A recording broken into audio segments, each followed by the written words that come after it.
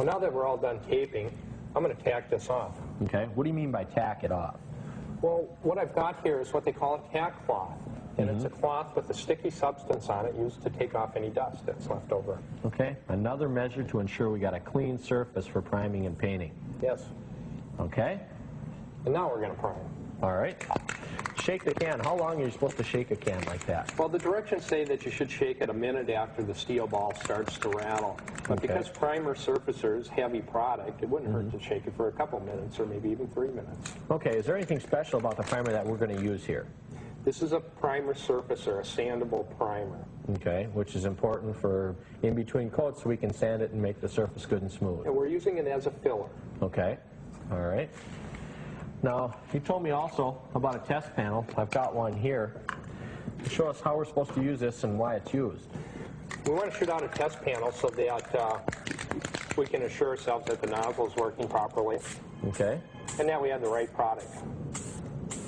All right. And it looks good. Looks like it's working well. All right. Next thing that I want to make sure that everybody knows is when priming or painting any surfaces, you want to make sure you use one of these. It's a dust respirator. It keeps the fumes and dust and stuff from painting out of your lungs and out of your nose. What Randy will be using is actually a professional one that they use in the body shop. Okay, let's go ahead and start priming. Now, whenever using spray primer, make sure you're holding the can about 12 to 16 inches away from the surface being primed. And don't cover with a continuous spray, but release the button every once in a while and overlap your strokes. And remember, light coats are better than heavy coats. Once your first coat of primer has set up tacky, but appears dry, apply the second coat. Several thin coats are best to help fill any small sanding scratches or imperfections and to build up the thickness of the primer for final sanding. Again, when the second coat is tacky but appears dry, apply the third and final coat of primer. Additional coats may be needed, but most often 3 coats will be sufficient. Okay, we've got the surface all primed now. Randy's beginning to sand the surface. Is there anything special that we should remember about sanding at this point in time? Well, we're using the same procedure as we did before when we were prepping the panel. Okay. Basically sand back and forth in a straight, even pattern. All right, I noticed you're using the sponge method as earlier.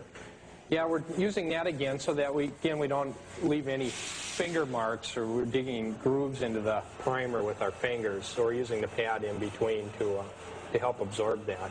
Okay, how about the grit of our sandpaper? What grit are we using now?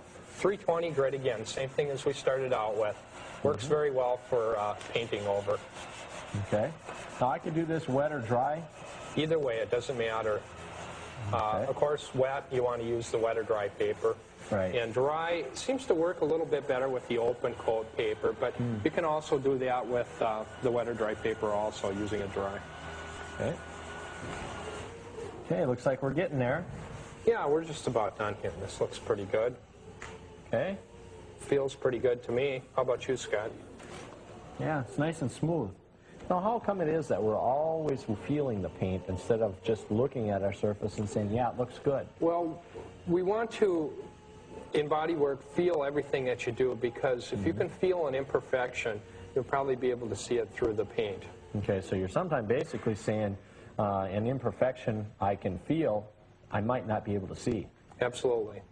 Okay. Why don't you step back just a minute and I'll blow this off. All right.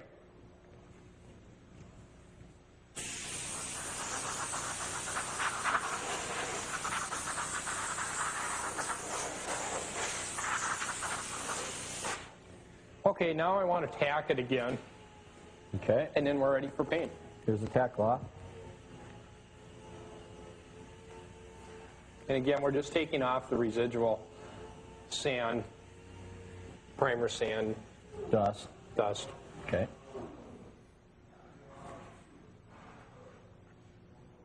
Now we're ready for paint. Okay, we've got our surface all prepared, and it's ready to paint. But before we start painting, make sure you spray a test panel like we did here. There's a couple of reasons for that. For one, you can check to make sure that your paint is mixed up well and that it comes out of the nozzle all right. And secondly, you can actually match it up to the side of your vehicle to make sure you've got the right paint to match the vehicle. Okay, I think we're about ready to go, right? Yep. All right, I'm going to put my mask on, and we'll start painting.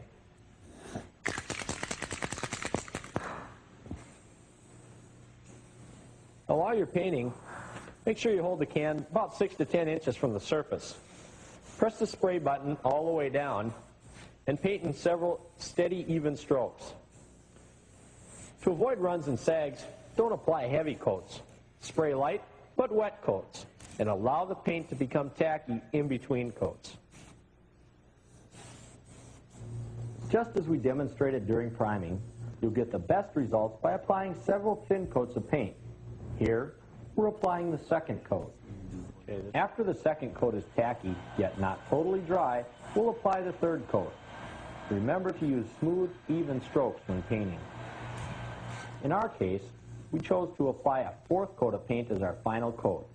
Again, the number of coats of paint will vary with your specific repair. Let's review how to repair peeling paint. First, wash the area thoroughly and allow to dry. Use a wax and grease remover and clean the area. Next, lightly sand the damaged area. After sanding, wipe the area using a clean towel. Again, apply wax and grease remover to the sanded area. Mask off the area to be repaired.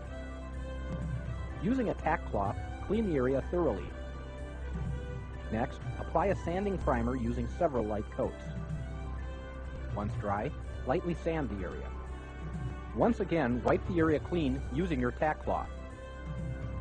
Paint the damaged area in several light coats.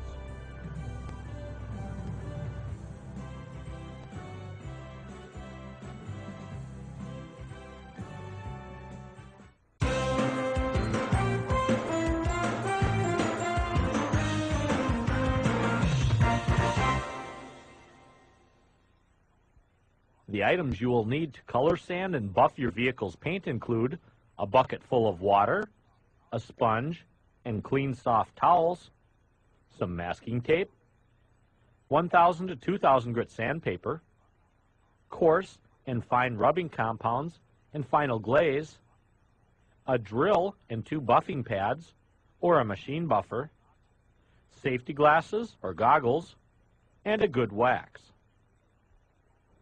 Okay, we've finished our final coats of paint, and we've allowed the paint to dry for a couple days before final finishing. Randy, what's our first step here now? Well, Scott, what we'd like to do is take and color sand and rub out this area that we've blended into to make the texture as smooth as the original finish. Okay, yeah, I noticed a little bit of roughness in our new paint, so we're going to match that to the old stuff now. Correct, and I've taken some masking tape again to mask off the moldings and this stripe up here to protect them so that we don't either sand on them or buff on them. Okay, now you've got a little sanding block there, again, a sponge. Tell us again why you're using that. Well, I'm using a sponge again so that we don't get finger marks as we're sanding. All right, and what grit of sandpaper will you be using? And we're using a 2,000 grit sandpaper. Okay, very, very fine sandpaper, so very minimal scratches as you're sanding. Correct. I notice you're also wet sanding then. We want to use a lot of water here as we're wet sanding. And what does the water do then? Cleans out the grit of the paper, and it also gives us a nice, smooth sanding surface. Okay. That's starting to look pretty